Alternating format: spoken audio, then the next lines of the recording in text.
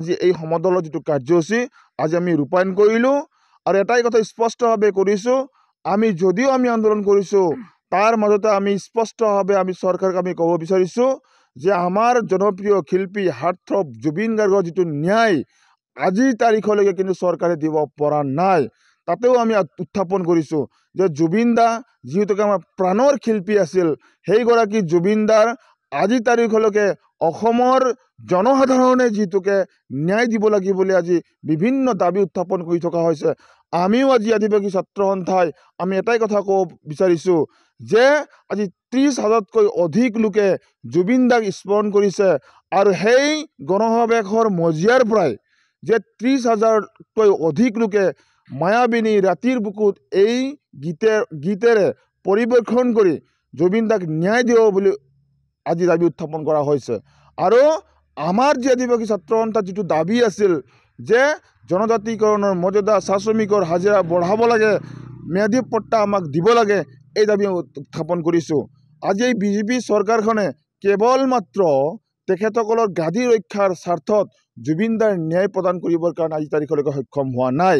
আজি আমি আদিবাসী ছাত্ৰ সন্থাই ক'ব বিচাৰিছোঁ যে জুবিন দাৰ ন্যায় অতি শীঘ্ৰেই তেখেতসকলে দিব লাগে, কাৰণ আজি কেৱল আৰু কেৱল মাত্ৰ ৰাজনীতি কৰা আমি দেখিবলৈ পাইছোঁ।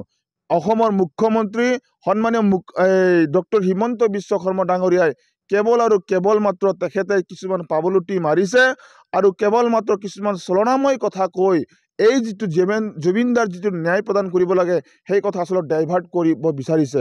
গতিকে আমিও আদিবাসী ছাত্ৰ সন্থা হিচাপে ক'ব বিচাৰিছোঁ, আমাৰ আন্দোলনৰ কাৰ্যসূচীৰ মজিয়াৰ পৰা আমি ক'ব বিচাৰিছোঁ যে জুবিন দাৰ ন্যায় কিন্তু আমাক লাগিবই। কাৰণ জুবিন দাই যিহেতু অসমৰ সকলো জাতি জনগোষ্ঠীৰ গানৰ মাধ্যমেদি সকলোকে কিন্তু একত্ৰিত কৰি ৰাখিছিল, সেইগৰাকী জুবিন দাৰ ন্যায় কিন্তু চৰকাৰে প্ৰদান কৰিব লাগিব, ন্যায় থাকিব লাগিব।